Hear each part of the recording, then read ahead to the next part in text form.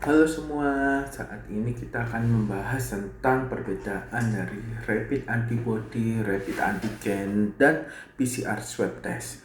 Nah, topik kedua kita akan membahas tentang vaksin ya. Tapi sebelum itu saya akan berterima kasih khususnya terhadap Mutiara yang telah mensupport saya memberikan baju APD ini untuk praktek saya maupun dalam memeriksa pasien ya. Bisa kontak sendiri dengan Mutiara jika membutuhkan. Harganya murah, harganya tidak mahal, tapi barangnya bukan murahan, barangnya bagus banget.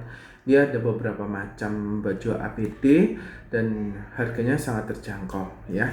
Nah, oke, saat ini kita akan mulai membahas tentang perbedaan rapid antibody, rapid antigen maupun PCR swab test. Oke. Rapid antibody, kita akan membahas tentang rapid antibody. Rapid antibody, satu, kita bahas dulu pengambilannya melalui apa sih? Dia melalui darah ya. Jadi bisa kita pakai di ujung jari atau diambil dari pembuluh darah vena ya. Nah, metodenya gimana?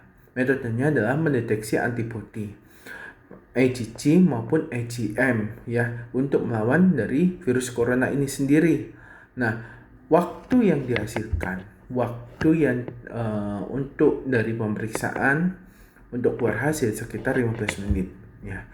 Nah, kita bicara tentang sensitivitasnya. Tingkat sensitivitas dari rapid antibody adalah 60-70% ya. Jadi dia bukan sebuah tes ya yang untuk mendiagnosa ini benar COVID atau tidak, tetapi sebuah tes untuk screening. Jadi rapid antibody, saya ulangi, sebuah tes untuk screening di mana dia Anda cenderung nggak ke arah corona apa bukan gitu. Yang kedua adalah rapid antigen ya, yang biasanya kita sebut adalah swab antigen ya. Sampelnya dari mana? Ya, kita ambil sampelnya dari hidung atau tenggorokan, tergantung dari reagennya gitu. Tiap merek berbeda-beda. Ada mereknya bermacam-macam saat ini. Ya, yang rekomendasi WHO adalah punyanya Abbott Panbio ya. Metode, oke, kita bilang metode dari pemeriksaan rapid antigen, yaitu mendeteksi protein virus yang ada di kulit virus coronanya sendiri ya. Bukan seperti rapid antibody yang mendeteksi IgG dan IgM, tetapi di sini mendeteksi protein dari virus ya yang ada di dalam kulitnya. Nah, waktu yang dihasilkan ya, waktu yang dipakai untuk pemeriksaan ini sama dengan rapid antibody karena sistemnya sama. Dia menggunakan kaset ya. Dia menggunakan kaset, dia menggunakan seperti reagen ya. Contohnya seperti ini. Bentar. Oke, contohnya seperti ini. Ini adalah kaset dari rapid antibody ya. Tetapi rapid antigen Anda sendiri, bukan seperti itu. Kalau rapid antibody dia terdapat ada tiga parameter ya. Ada tiga parameter yaitu kontrol, IgG dan IgM di sini. Tetapi kalau rapid antigen dia ada cuma kontrol dan T. Jadi kalau misalnya dia positif, dia ada 2 strip. Kalau antigen bisa sampai 3 strip ya.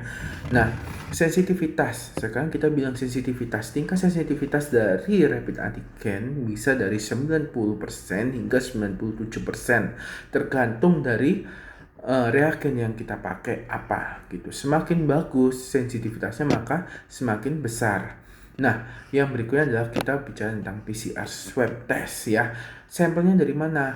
Sampelnya diambil dari 2, yaitu lendir hidung dan tenggorokan ya.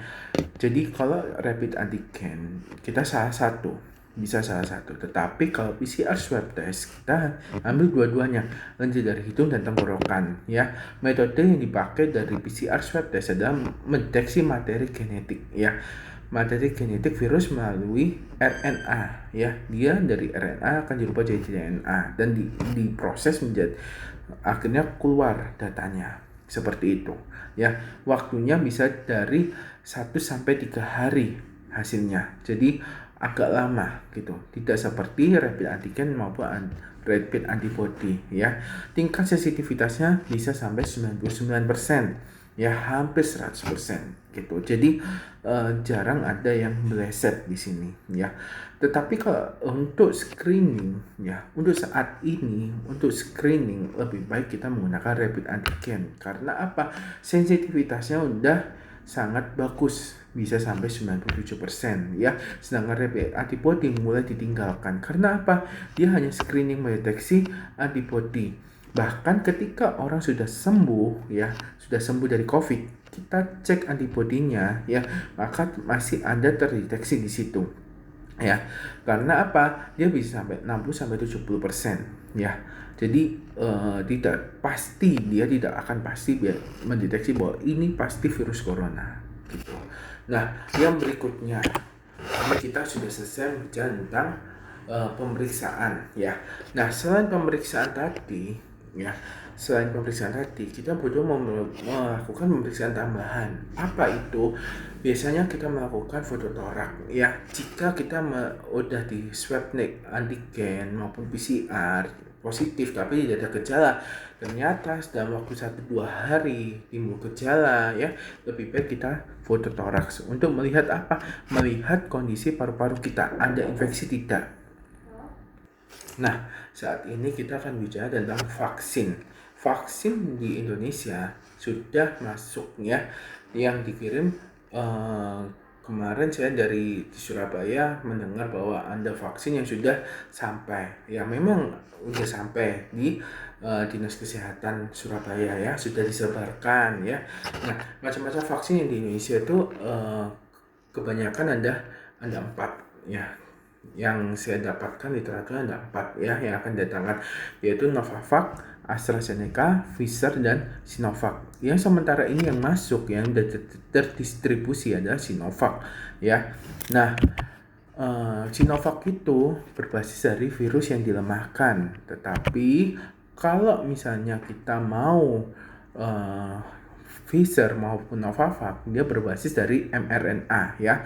Jadi dia melakukan melalui sintetis ya, tidak seperti AstraZeneca dan Sinovac, yaitu virus yang dilemahkan. Nah, di sini yang berbasis dari gen sintetis dari mRNA ya, itu mengajari sistem imun kita untuk memberikan respon perlawanan. Jadi kalau yang virus yang dilemahkan sama dengan kita terkena, tetapi di sini kita tidak sakit corona, tetapi antibodi kita akan naik gitu. Nah, karena di Indonesia yang sudah disebar adalah vaksin Sinovac, maka kita akan menerima kebanyakan pada gelombang pertama adalah vaksin Sinovac ya. Nah, kriteria orang ya yang tidak diperbolehkan untuk menerima vaksin Sinovac, yaitu untuk saat ini ya, bukan tidak boleh selamanya, tapi untuk saat ini adalah penyintas COVID-19 ya, ibu hamil dan menyusui, penyakit komorbid lainnya. Seperti apa sih? Penyakit jantung, penyakit autoimun seperti lupus, Sjogren, vaskulitis ya, penyakit ginjal, reumatik autoimun, penyakit saluran pencernaan yang kronis ya, penyakit hipertiroid, kanker, kelainan darah, dan orang-orang yang menjalani terapi jangka panjang dari kelainan darah ini ya. Nah, juga pada saat vaksin ya, seseorang tidak boleh terkena ISPA atau flu dalam waktu 7 hari sebelum vaksin ya. Dan ketika demam lebih dari 37,5 derajat ya, itu tidak boleh sudah. Nah, tetapi di sini ya ada beberapa penyakit komorbid yang masih diperbolehkan untuk mendapatkan vaksin, yaitu apa aja? Diabetes, HIV, penderita penyakit paru seperti asma dan TBC ya. Berbeda sama tadi ya, bukan penyakit komorbidnya ini diperbolehkan ya, karena apa? Sudah dicek ya, bukan tidak ada data, tapi sudah ada data. Kapan disebarkan, kapan mulai divaksinkan, kita masih menunggu dengan BPOM, yaitu izin edarnya, izin edar untuk darurat penggunaan, karena ini masalah pandemi. Untuk teman-teman, untuk kita semua yang masih meragukan vaksin ini bahaya atau tidak, banyak negara yang sudah melakukan penelitian, bahkan sudah selesai melakukan penelitian tahap ketiga, dan efektivitas maupun efisiensinya sudah sangat baik. Jadi jangan takut untuk mendapatkan vaksin ini, baik dari virus yang dilemahkan maupun gen sintetis dari mRNA sendiri. Itu jangan takut. Ada yang bilang bahwa oh ini karena ini karena itu. Tidak, lebih baik kita mendengarkan dari sumber yang bagus, sumber yang terpercaya, cari dari jurnal-jurnal literatur yang udah di-approve dari WHO ya, bukan dari kata-kata orang atau dari blog-blog sendiri. Jangan ya. Percayailah dengan dokter-dokter ya atau tenaga kesehatan lain yang memberikan edukasi tentang vaksin lebih jauh. Jadi jaga kesehatan ya, pakai masker ya, cuci tangan yang benar ya, mencegah kerumunan, dan kita menjaga supaya tubuh kita sehat untuk menerima vaksin ya, sambil menunggu vaksin ini disebarkan. Oke, sekian ilmu yang saya kasih pada saat ini, semoga bermanfaat, dan jangan lupa subscribe dan like untuk meneruskan dari ilmu-ilmu yang akan saya berikan selanjutnya.